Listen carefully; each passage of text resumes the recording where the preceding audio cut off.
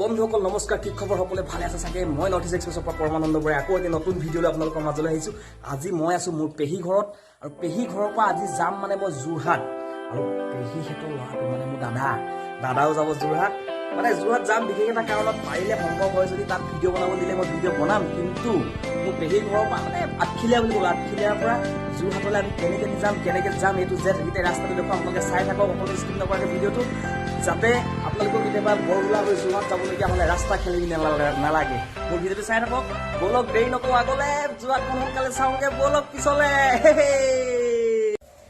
এতিয়া মানে কি হ'ল মানে ওলালো আজি মই নচলাওঁ আজি মই নিজে ভিডিঅ'টো কৰিম মানে কেমেৰাটো নহ'লে কপি যায় বেলেগে কৰিলে আজি মই কৰিলে নকপে চাগে সম্ভৱ কেমেৰামেন হৈ পোৱা নাই হৈ চাম আজি কি পাওঁ আৰু চাম আৰু এখনতে ধৰি গ'লেতো কেমেৰাটো অলপ কপেই ন কিন্তু আজি ইয়াক চলাবলৈ দিম মোক বাসন্তীখন লৈ লৈছোঁ আজি কোনে পায় ধেত পুৰা দিম বলক যোৰহাট চাই থাকক লেটছ গ'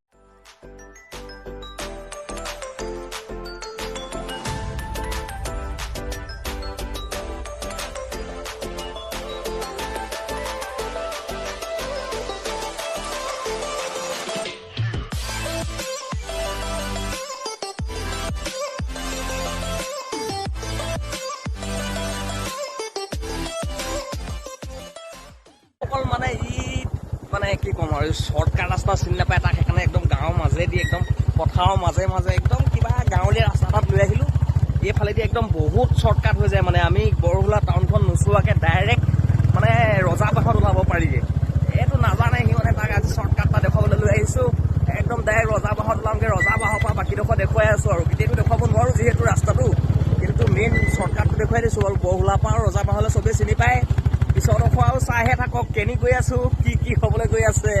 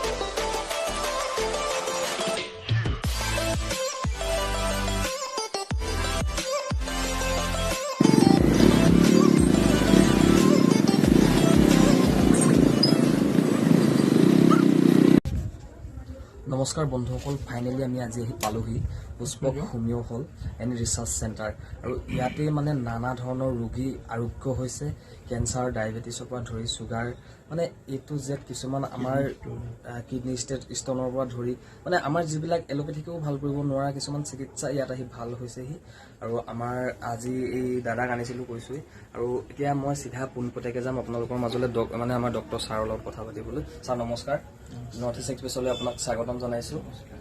এতিয়া মানে কি হ'ল মানে আমাৰ পেহী ঘৰৰ পৰা আজি যাম যোৰহাট আৰু পেহী ঘৰৰ পৰা আপোনাৰ ইয়াতে আৰোগ্য হৈছে বুলি আমি বহুত ৰোগী মানে দেখিছোঁ বা পাইছোঁ, কিন্তু আজি মই নিজে আহি বহুত সুখী হৈছোঁ, আনন্দিত হৈছোঁ। মোৰো কিছুমান ৰোগ দেখাবলৈ আছে। আপুনি ছাৰ কেনেধৰণৰ ৰোগবিলাক মানে সহজতে মানে ভাল কৰিব পৰা যায়? সাধাৰণতে এটা কথা কওঁ, যেতিয়া অন্য চিকিৎসা পদ্ধতিত ভাল নাপায় আমাৰ ওচৰলৈ আহে, কমন যিবোৰ কেছ সেইবিলাক পাই থাকোঁ, কিন্তু যিবোৰ ক্ৰনিক কেছ যেনে কিডনী ষ্ট'ন, এপেণ্ডিচাইটিছ বা শ্লিপ ডিছ, এইবিলাক কেছটো বহুত এলোপেথিকত ভাল নহয় আমাৰ ওচৰলৈ আহে।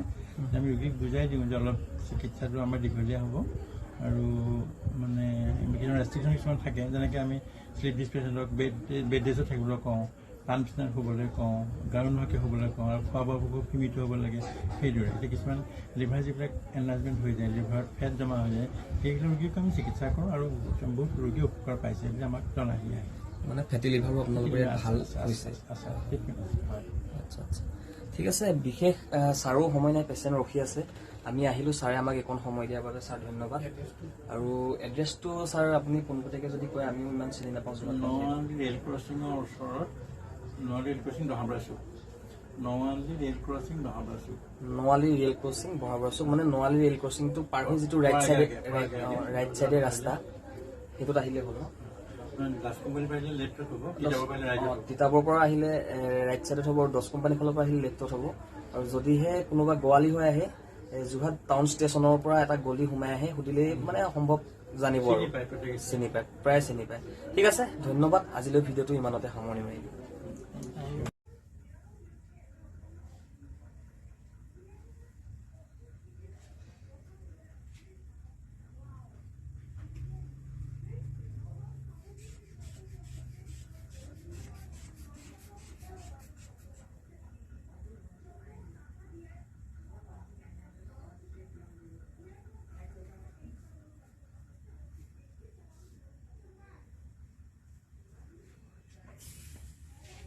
ঠিক আছে, ৰ'ব দেই, মই আপোনাৰ জিভাখন চাম। কওকচোন, বুলি কওক, বুলি কওক। আচ্ছা আচ্ছা আচ্ছা, ঠিক আছে, ঠিক আছে। গৈ পেলাই ভাল লাগিছে এতিয়া আপোনাৰ? ঠিক আছে, হ'ব, চিন্তা কৰিব নালাগে দেই।